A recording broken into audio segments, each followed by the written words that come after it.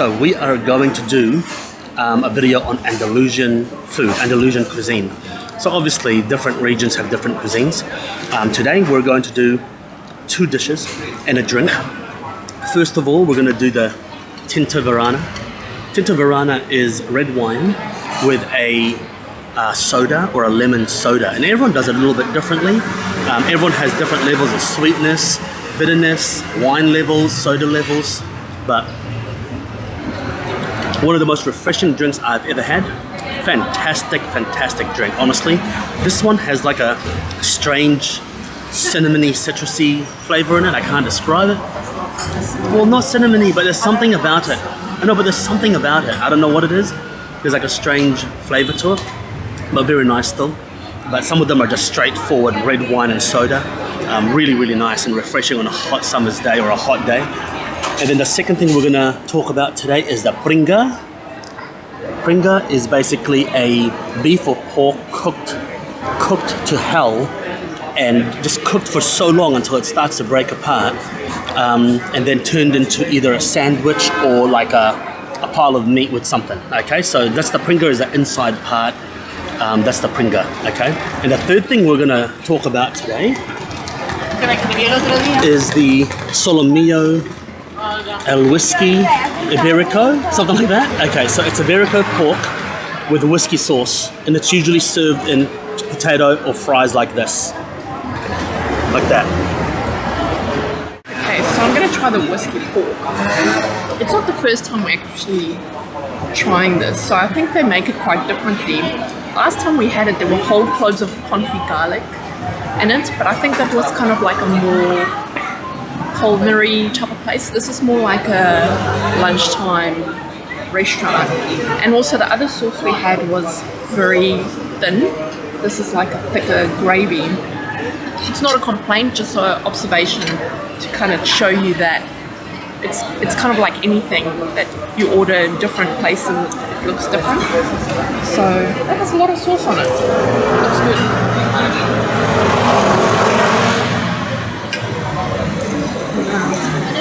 The fries here look really crispy, like super crispy.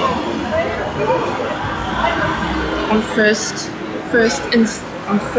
impression, the pork is extremely soft.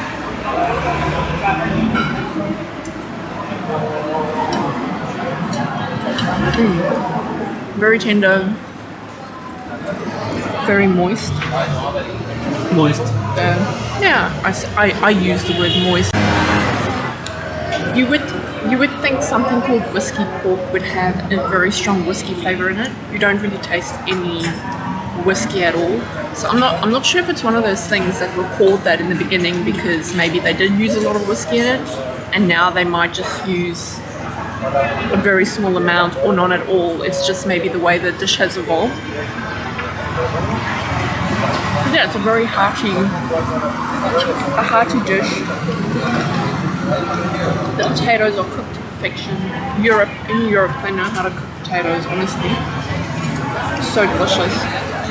But yeah, this is quite good in terms of anyone can like it. This is a very people-pleasing type of tasting dish. It's not intensely flavored. It's not any weird flavor. It's not a weird cut of meat. The meat is quite lean. Yeah, so I reckon this is something that you can order for your kids even, and that you will be liking. Although it's got whiskey in it, but you know, you have to start at some stage, right?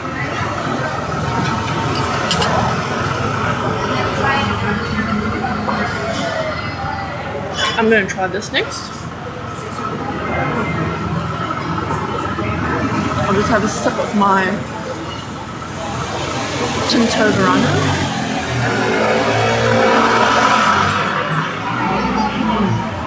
Ooh, hiccup, sorry.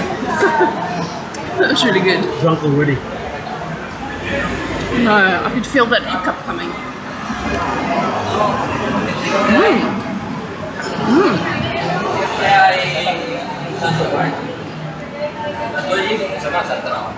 Very nice. It's got a barbecue kind of flavor, not a barbecue sauce kind of flavor, but as if, I don't know if it's just because the bread's very well toasted, but it definitely has like a toasty flavor. The meat's not overly strong, but it's very soft and it's cold, which is kind of strange. I was kind of expecting it to be warm.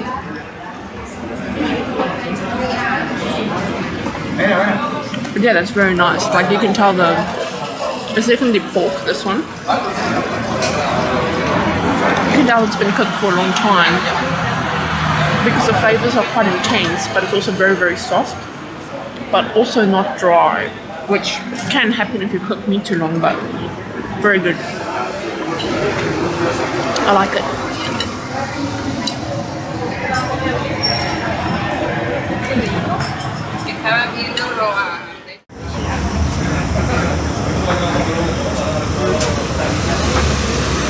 So we are doing the last bit of our Andalusian video.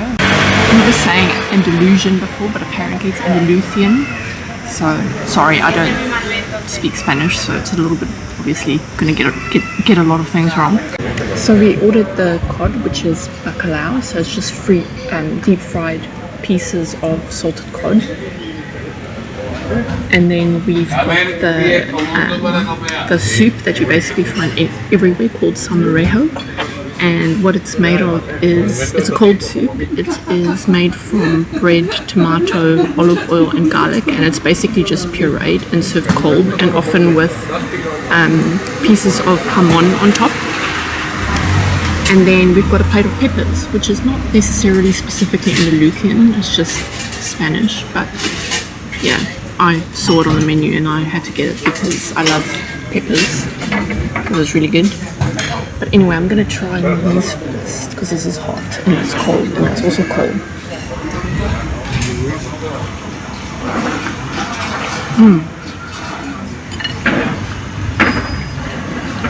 The coating tastes like a cornflour type of coating.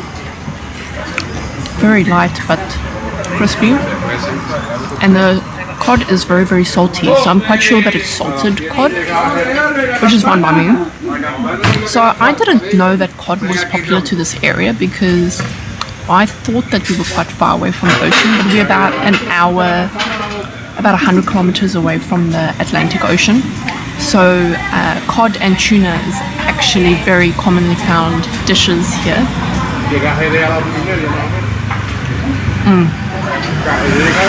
I love seafood.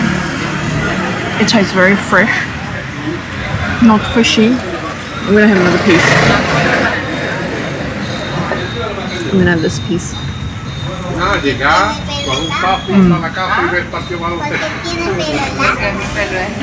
And it's still got its skin on. I really like that. Like I said, I love seafood.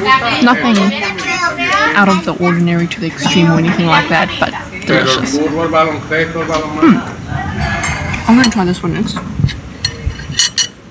I'm very curious about this. It's very weird because this is a soup, but we've had it as like, we've seen it served as like, as a dip, and in some cases as a sauce. So I think people maybe add things to it to make it a sauce and add things to it to make it a dip. So they kind of use the bread and tomato as a base. Yeah, put a good scoop of some olive oil and jamon there. It's kind of weird for me because I'm not used to cold soup at all.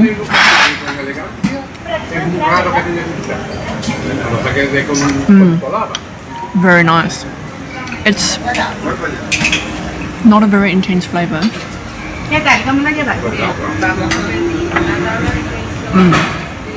Honestly, it's been so hot here. Today it's going to be 37 degrees and it's hot.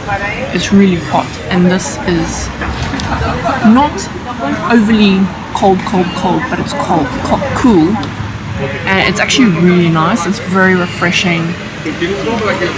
I can see why in a hot place like this, a dish like this would be popular, and the jamon just adds that extra meatiness to it, and the olive oil, like honestly it's actually really nice. Like I wasn't sure how I would feel about a cold soup, but this is very, very good.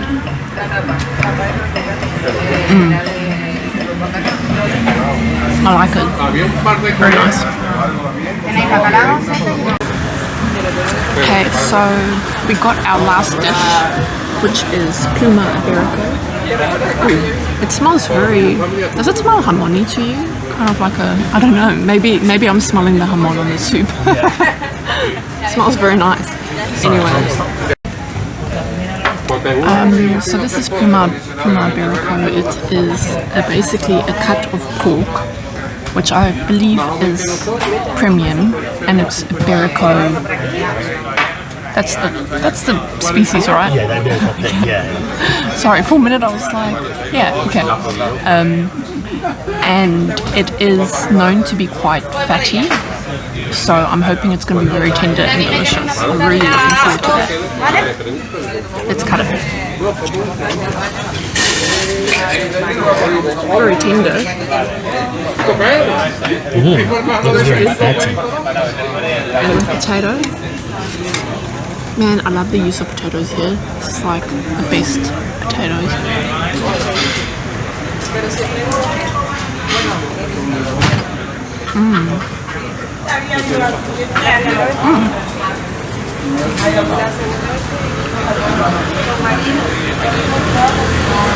I think the point of this dish is to appreciate the cut of pork. There's not a lot of flavor on there. It's just seasoned well. It's good, you know, like it's not a very intense taste, but it's very nice. Like they clearly tried to make the meat the star of this dish, which it is. Very good. If you like pork, you'd like that. If you don't like pork, you obviously will not like that. And if you don't like a lot of fat, you won't like it either. But I like it. And lastly, I'm going to have these peppers, which I don't think is Andalusian, but it's definitely Spanish. And I can't resist a pepper. Yum.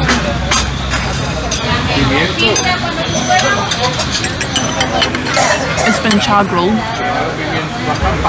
and the skin has been removed, and it's been like put in this olive oil, oniony. Very nice. I'm very, very happy with this meal, and we've had such an awesome time trying all the different foods from different regions. Delicious. Yeah, so it's been a really fun journey trying the more Andalusian cuisine.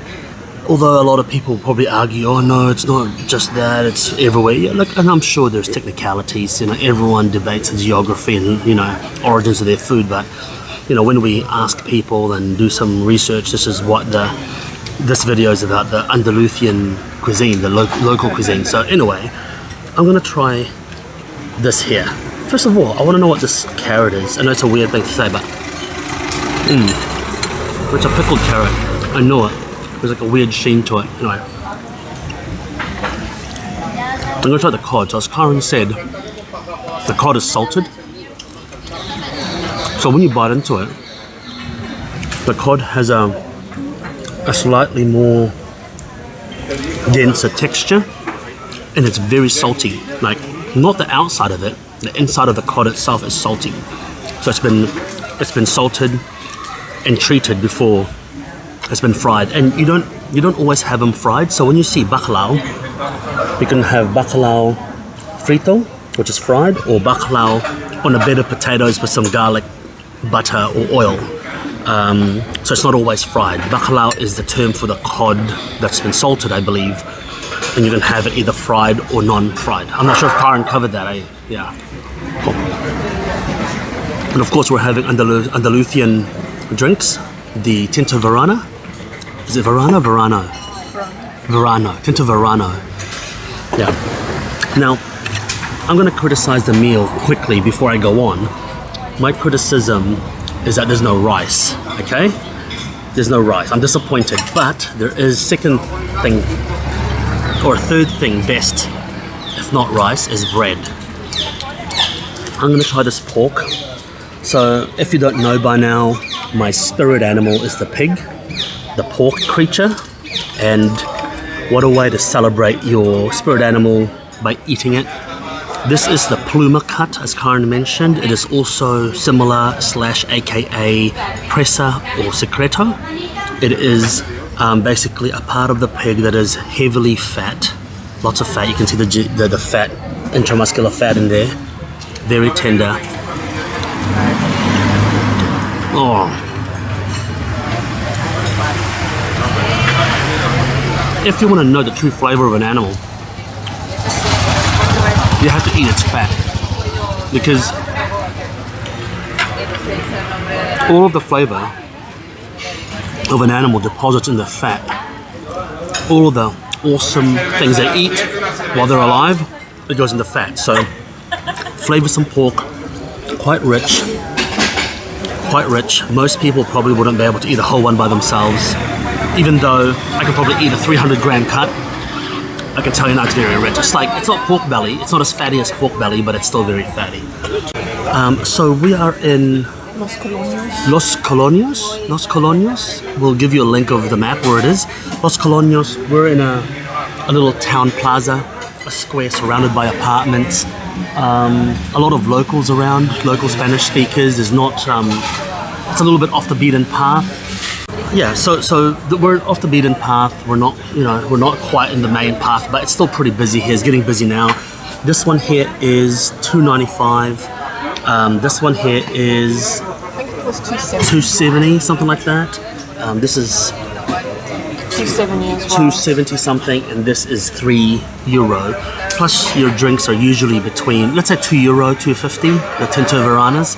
So it's not bad. I think everything all up will probably be around about 15 to 16 euro, something like that. Yeah, fantastic. Ooh, I'm gonna try the somarello. Okay. So I love the jamon pieces. I love how jamon is embedded in almost like 50% of the foods.